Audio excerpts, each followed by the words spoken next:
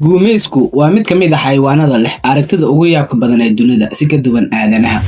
Guumeysku ma lahan indho u samaysan sida kubadda oo kale oo ku dhex wareegi karo gudaha godkooda. Indhihiisu waa dhuumo dhaadheer oo ku go'doosan lafaha madaxa oo loo yaqaan tubular eyes. Tanina waxay u saameynaysaa inuu yeesho aragti ka xoog badan tan teleskoobka oo kale, asagoo si buuxda ugu dhex arki karo shay u jiro meel mugdi ah 100 mitir. Maadaama uu indhihiisa dhaqdhaqaaji karin, guumeyska wuxuu leeyahay unugyo loo yaqaan rods oo aad ugu badan, kuwaasoo qabta iftiinka ugu yar. Xaqiiqadani waxay ku sababtay guumeyska inuu yeesho qoorta ugu dabacsan adduunka si uu u arko wax dhinacyadiisa ka jira. dhab ahaantii, haddii shimbirka guumeyska indhihiisa ay go'doonsan yihiin uusan wareeji karin, guumeyskan wuxuu madaxiisa u rogi karaa darajadan 270 digrii. taasi micnaheedu waxay tahay in dhabarkiisa uu arki karo asagoo jirkiisa kala dhaqaajin. Haddii ay tahay su'aashaada, sidee ayay maskaxdiisa u heshaa dhiig markii qoortiisa la maroojiyo ama uu wareejiyo?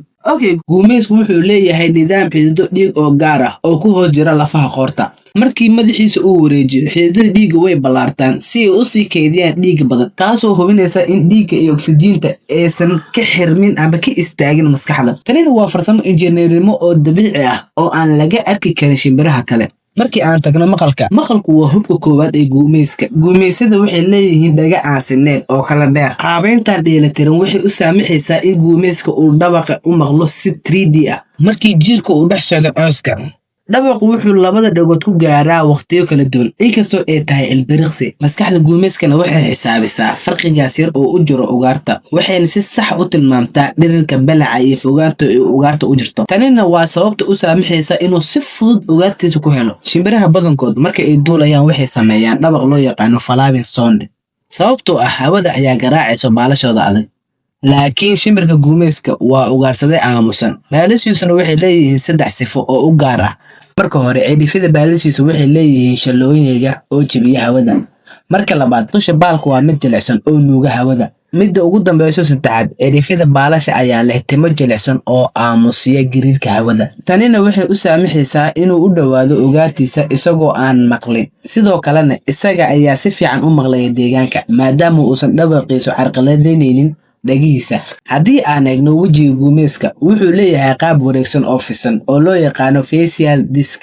Baalasha wejiga ku yaalana waa kuwo adag oo habaysan, sidii satellite disc.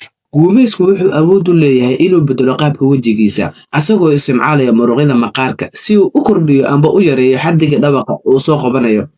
Tanina waxay ka dhigaysaa inuu noqdo xayawaanka ugu maqalka fiican ee ku nool dunida guudkeeda. Sida caadiga ah, guumeyska ma lahan wax ilka ah, sidaa darteed markii uu ugaartiisa soo qabsado, haddii ay yar tahay wuxuu awoodaa inuu laqo, balse haddii ay weyn tahay wuxuu sameeyaa inuu u googooyo cadcad waaweyn si uu u laqo.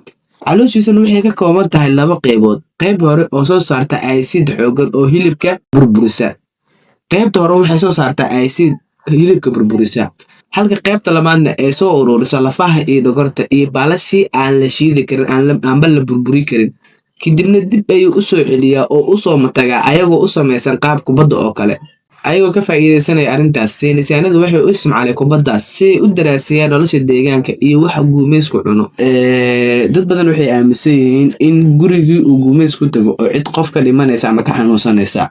Laakiin dhab ahaantii, guumeysku waa ilaaliyaha deegaanka. Mid ka mid ah noocyada guumeyska oo loo yaqaan barn owl wuxuu sanad gudaheed cunaa in ku dhow 1000 jeer.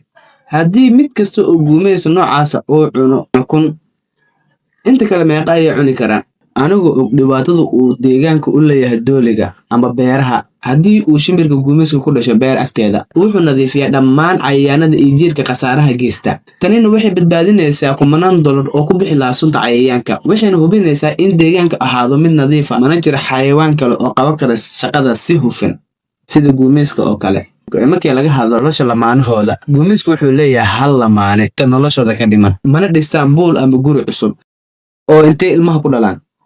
Waxay isticmaalaan godadka geedaha, dhagxaanta hoostooda iyo buulalka shimbiraha ay hore uga guureen. Markii ay ukunta dhashato, hooyada ayaa fadhiisata muddo bil ah, aabbahana wuxuu noqonayaa quudiyaha.